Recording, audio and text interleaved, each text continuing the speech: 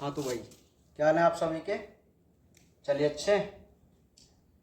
तो आज हम अपने प्लांटों से जुड़ा, वनस्पति विज्ञान से जुड़ा, अर्थात प्लांटों की एक बहुत ही इम्पोर्टेंट क्रिया के बारे में अध्ययन करेंगे। ठीक है? और वह क्रिया है प्रकाश संश्लेषण, जिसको हम फोटोसिंथेसिस कहते हैं। बात को जरा ध्यान से समझना। ये जो क्रिया है जिसको हम प्रकाश संश्लेषण कहते हैं, ये एक ऐसी प्रक्रिया होती है जिसमें कोई भी प्लांट अपना क्या बनाता है? भोजन बनाता है। ठीक है? मतलब पौधे अपना भोजन किस प्रक्रिया के द्वारा बनाते हैं, तो हमें पता होना चाहिए। फोटोसिंथेसिस यानी कि प्रकाश संश्लेषण के द्वारा बनाते हैं। ठीक है भाई? तो आज हम ये जानने की कोशिश करेंगे कि आखिर प्लांटों में किस प्रकार फोटोसिंथेसिस की क्रिया होती है। हालांकि आपके सिलेबस में ये पूरा एक बहुत बड़ा चैप्टर है प्रकाश संश्लेषण के नाम से, जिसमें बहुत सारी क्रियाएं होती हैं, है ना। लेकिन हम तो केवल बेसिक नॉलेज के लिए इस टॉपिक को भी पढ़ेंगे और सिलेबस में इसके बारे में डीपली बात करेंगे। समझ में आ रही बात? हाँ। तो देखिए भाई, सबसे पहले तो इसकी डेफिनेशन लिख देते हैं।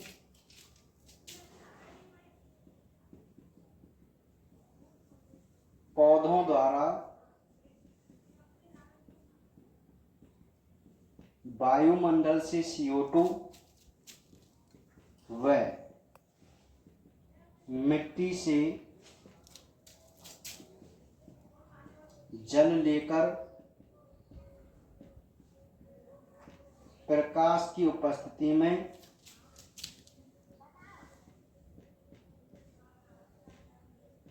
पर्णहरित की सहायता से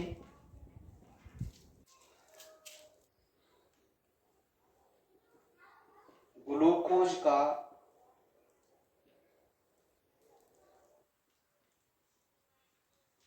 निर्माण करना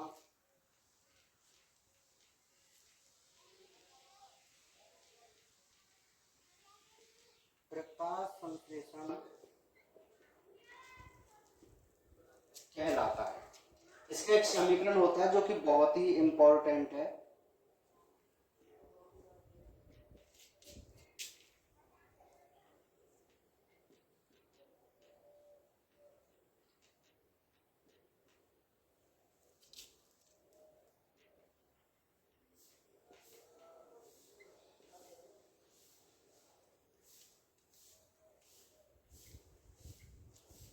देखिए भाई, ये जो आपको डेफिनेशन दिखाई दे रही है वह एक फोटोसिंथेसिस की डेफिनेशन है, जिसको हम प्रकाश संश्लेषण कह के चलते हैं। ठीक है? तो ये क्या है भाई कि प्लांट जो होते हैं वायुमंडल से कार्बन डाइऑक्साइड लेते हैं, ये कार्बन डाइऑक्साइड आपको दिखाई दे रही है, और मिट्टी से लेते हैं जल, ये वाटर भी आपको दिखाई दे रहा है ना। तो प्लांट दो चीज लेते हैं, वायुमंडल से तो लेते हैं CO2 और मिट्टी से लेते हैं जल, और सूर्य का प्रकाश होना चाहिए। और प्लांट की जो पत्ती होती हैं उन पत्तियों में एक बहुत इंपॉर्टेंट भाग होता है जिसको हम क्लोरोफिल या पर्णहरित कह के चलते हैं। तो उस पर्णहरित की सहायता से पौधे प्रकाश की उपस्थिति में कार्बन डाइऑक्साइड और जल को ग्लूकोज में बदल देते हैं। किस में बदल देते हैं? ग्लूकोज में। और ये जो ग्लूकोज जिसको हम स्टार्च कह के चलते हैं, यही प्लांटों का भोजन होता है। ठीक है?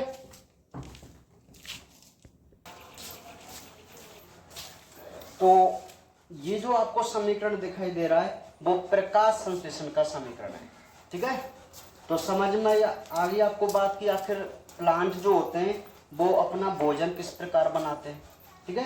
क्या करेंगे भाई, कि हमारा जो एनवायरनमेंट होता है इसमें CO2 होती है, तो पौधे की जो पत्तियां हैं उस CO2 को लेती हैं। जमीन में होता है जल, वहां से जल को लिया जाता है। फिर ये दोनों पदार्थों को पर्णहरित किस में बदल देता है? ग्लूकोज में। किसकी उपस्थिति में? प्रकाश की उपस्थिति में। तो इसी और एक बहुत इंपॉर्टेंट ये घटक बनाते हैं जिसको हम क्या कहते हैं? ऑक्सीजन। और उसी ऑक्सीजन को वो हमारे लिए वायुमंडल में उत्सर्जित कर देते हैं, ठीक है। और इसी ऑक्सीजन को हम अपने लिए काम में लेते हैं। समझ में आ गई बात? तो ये था फोटोसिंथेसिस। तो नोट कर लीजिए इस फोटोसिंथेसिस डेफिनेशन को और इस समीकरण को। बहुत इंपॉर्टेंट टॉपिक है ये, ठीक है। चलिए कर लिए नोट। तो ये जो प्रकाश संश्लेषण है उसको हमने देख लिया कि भाई आखिर फोटोसिंथेसिस क्या होता है, ठीक है। एक बार मैं आपको फिर बता दूं, आपने माइंड में ये बात याद रखो कि भाई प्लांट अपना भोजन जिस विधि से बनाते हैं उस विधि को हम फोटोसिंथेसिस कहते हैं, ठीक है। तो ये प्रकाश संश्लेषण की जो प्रक्रिया है वो मुख्य रूप से पत्तियों में एक पर्णहरित नाम की संरचना होती है, उसके अंदर ये क्रिया होती है, ठीक है, जिसमें कार्बन डाइऑक्साइड और जल को ग्लूकोज में बदला जाता है और ऑक्सीजन मुक्त की जाती है, ठीक है भाई। तो ये था भाई फोटोसिंथेसिस की डेफिनेशन। इसके बाद हम यहां पर एक मुख्य बात ये करना चाहते हैं कि आखिर ये जो फोटोसिंथेसिस की प्रक्रिया है प्रकाश संश्लेषण की, वह प्लांट के किस स्थल पर होती है। बात को ध्यान से समझना। तो मैं आपको बता दूं, एक शब्द है हरित लवक, जिसको हम क्लोरोप्लास्ट कहते हैं।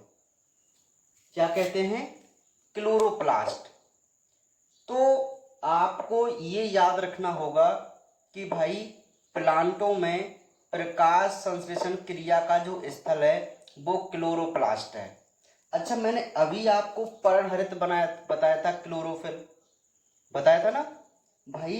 ये जो क्लोरोफिल है ना वो क्लोरोप्लास्ट के अंदर होता है। तो ओवरऑल जो मुख्य संरचना है वो कौन है? हरित लवक है, अर्थात क्लोरोप्लास्ट है। तो क्लोरोप्लास्ट एक ऐसा स्थल होता है पत्तियों के पास जहां फोटोसिंथेसिस की प्रक्रिया होती है, प्रकाश संश्लेषण की क्रिया होती है, ठीक है। अब हम इसकी संरचना को समझने की कोशिश करेंगे कि आखिर हरित लवक की संरचना किस प्रकार होती है। तो हम यहां बात करते हैं। तो देखिए, एक पर्ण में 20 से 40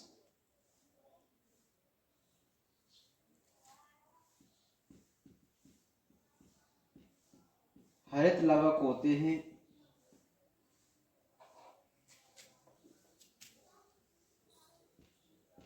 इनकी दो परत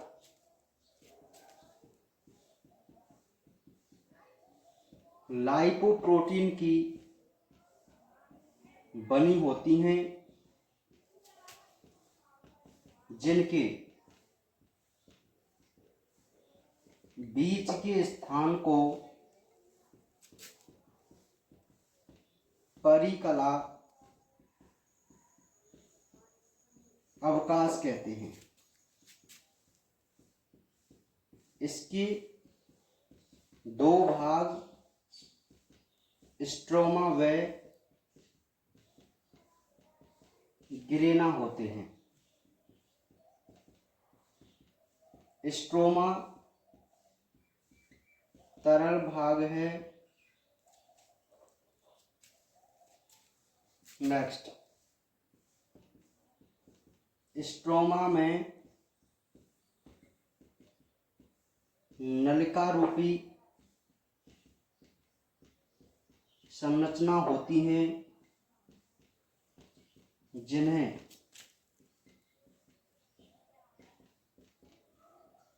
थाइलेकॉइड कहते हैं। ये थाइलेकॉइड सिक्के के चट्टों जैसी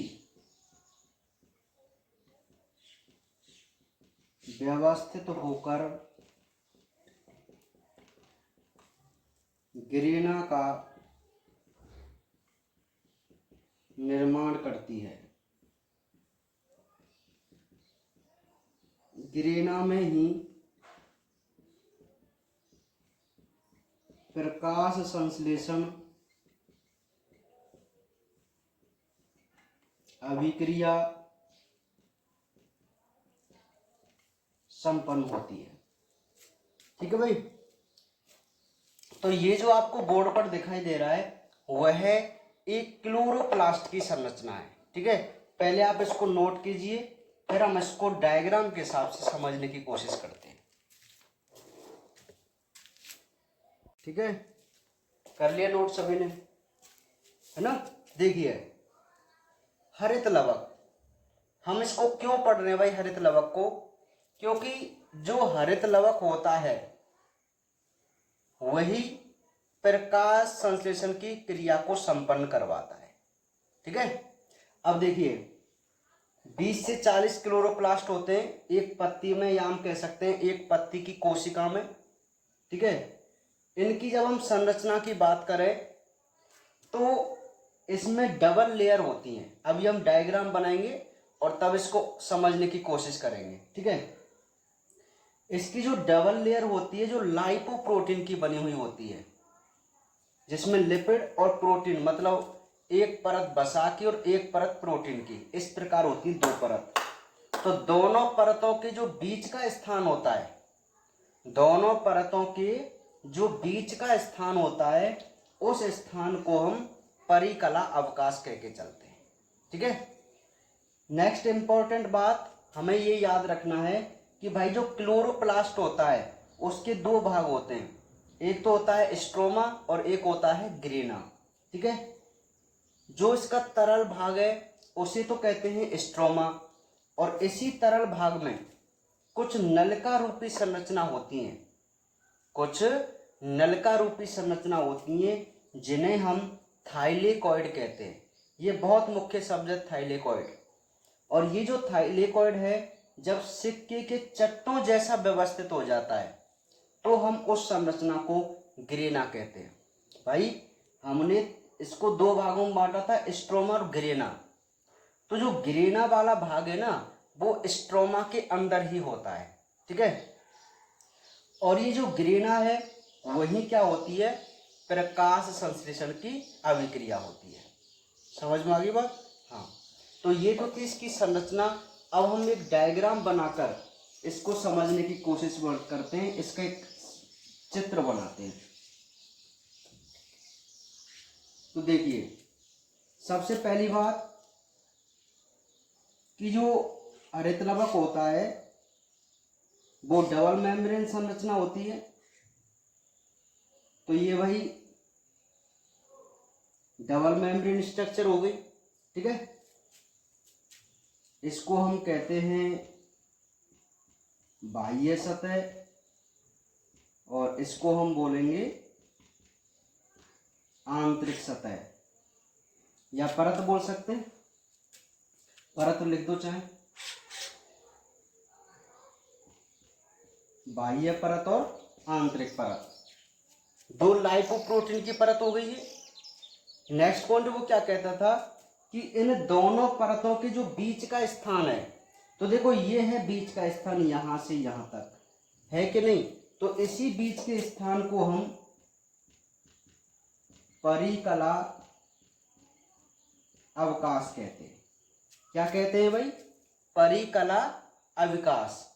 तो ये 2 पॉइंट समझ में आ गए कि भाई जो हरित लवक होता है वह डबल लेयर होता है, 2 परत होती है उसमें जो लाइपोप्रोटीन की बनी होती है। एक तो होती है बाह्य परत और एक होती है आंतरिक परत। इन दोनों परतों के जो बीच का स्थान है, इस स्थान को हम परिकला अवकाश कह के चलते हैं। क्या कहते हैं भाई? परिकला अवकाश। ठीक है, नेक्स्ट ये बात हो गई। अब नेक्स्ट हम क्या देखते हैं कि भाई इसके दो भाग हैं, यही पढ़ा था हमने। तो ये जो आपको पूरा भाग दिखाई दे रहा है अंदर वाला, जो कि तरल भाग है, इस पूरे भाग को हम स्ट्रोमा कहते हैं। क्या कहते हैं? स्ट्रोमा। ठीक है, और इस स्ट्रोमा में कुछ नलिका रूपी संरचना होती है ना। और ये जो नलिका रूपी संरचना होती है, देखो इस प्रकार, ऐसे ये नलिका रूपी संरचना थी, ये वाली, है ना। तो ये नलिका रूपी संरचना है ना, ये वाली, ये सिक्के के चट्टों जैसे, ऐसा मान लो आपने जैसे 5-5 के सिक्के जमा दिए हों एक के ऊपर एक। समझ में आ रही बात? तो सिक्के जानते हैं ना आप, सिक्के के चट्टे, मतलब आप 5-5 के सिक्के लेकर उनको ऐसे जमाते हुए जाते हैं, तो वो सिक्के का चट्टा होता है। तो ये जो नलिका रूपी संरचना है, देखो ये वाली, एक नलिका यहां से मैं लूं, तो इसको हम बोलते हैं थाइलेकॉइड। क्या बोलते हैं इसको? थाइलेकॉइड।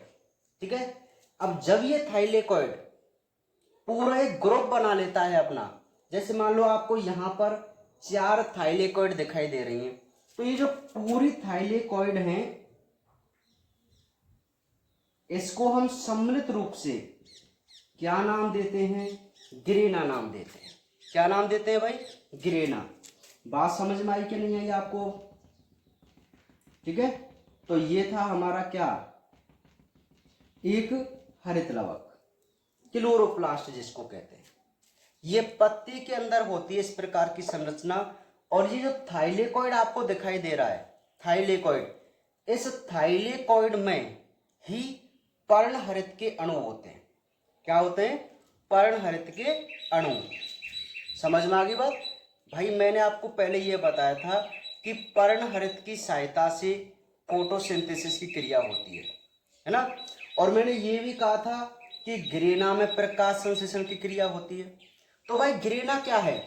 थाइलेकॉइड का ग्रुप है गिरेना, है कि नहीं? तो मुख्य रूप से जो प्रकाश संश्लेषण की क्रिया होगी वो हर थाइलेकॉइड के पास होगी। हर थाइलेकॉइड, क्योंकि हर थाइलेकॉइड मिलकर ही क्या बनाता है? गिरेना। तो हम ओवरऑल गिरेना भी तो कह सकते हैं। जैसे आपसे पूछ ले वो कि हरित लवक के कौन से भाग में फोटोसिंथेसिस की क्रिया होती है, तो आपके पास तो दो ही भाग है, स्ट्रोमा और ग्रेना, तो आप बोलेंगे ग्रेना में होती है। ठीक है, और ग्रेना में भी स्पेशल कौन सी संरचना? थाइलेकॉइड। क्यों? थाइलेकॉइड में कुछ सूक्ष्म संरचनाएं और होती हैं गोलाकार। जैसे मैं यहां ड्रॉ करूं कि यह एक थाइलेकॉइड है। ठीक है, तो यहां पर जैसे मान लीजिए सूक्ष्म संरचनाएं गोलाकार, इस सूक्ष्म संरचना को हम क्वांटासोम नाम देते हैं। क्या नाम देते हैं? क्वांटासोम।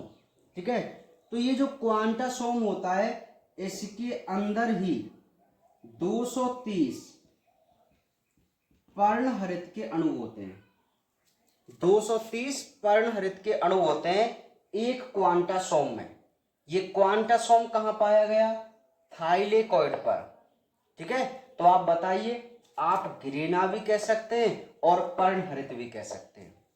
तो क्वांटासोम के अंदर जो पर्णहरित आपको दिखाई दे रहा है, यही पर्णहरित मुख्य रूप से फोटोसिंथेसिस की क्रिया को करता है। समझ में आगे बात नहीं आई? ठीक है, तो ये था हमारा डायग्राम किसका?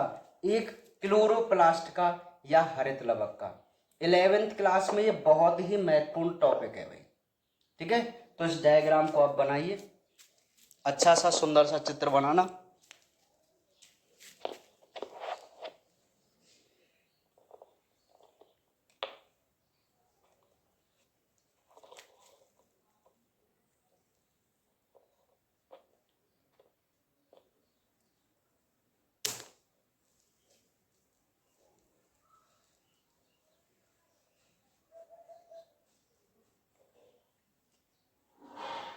ठीक है, समझ में आ गई बात, बना लिए डायग्राम, है ना। तो अब हम कुछ बेसिक पॉइंट यहां पर जानने की कोशिश करेंगे। देखो, हमने ये जाना कि आखिर फोटोसिंथेसिस क्या होता है, प्रकाश संश्लेषण क्या होता है। उसके बाद हमने ये भी देख लिया कि आखिर प्रकाश संश्लेषण की अभिक्रिया के स्थल कौन से होते हैं। तो वहां हमने पढ़ा कि भाई हरित लवक होते हैं, ठीक है। और हरित लवक की हमने क्या देख ली, संरचना देख ली, ठीक है। अब यहां पर मैं आपको कुछ पॉइंट बता दूं कि भाई एक नीट के पॉइंट ऑफ व्यू से बहुत इंपॉर्टेंट जो क्वेश्चन है वो क्या है कि हमने जो समीकरण किया था,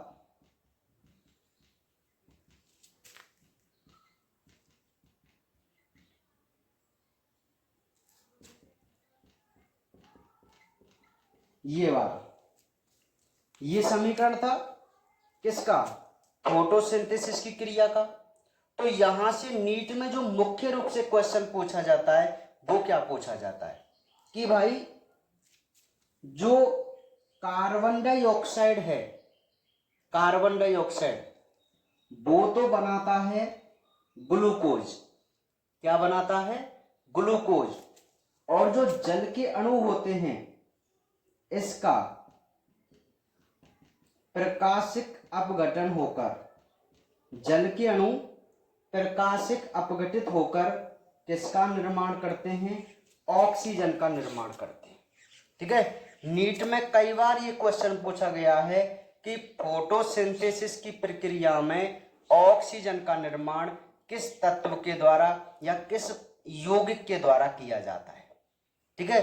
तो हमें याद रखना है कि कार्बन डाइऑक्साइड तो ग्लूकोज बनाती है और जो जल है वो टूटकर, प्रकाशिक अपघटन का मतलब प्रकाश की उपस्थिति में टूटकर किसका निर्माण करता है, ऑक्सीजन का निर्माण करता है। समझ में आ गई बात। तो इसको भी आप नोट कर लेना भली भांति। तो आखिर आज हमने थोड़ी बेसिक नॉलेज ली कि फोटोसिंथेसिस क्या होता है, किस प्रकार होता है, ठीक है। और हरित लवक की संरचना जो हमारा मुख्य क्वेश्चन था, हरित लवक की संरचना। तो बाकी बातें करेंगे अब कल।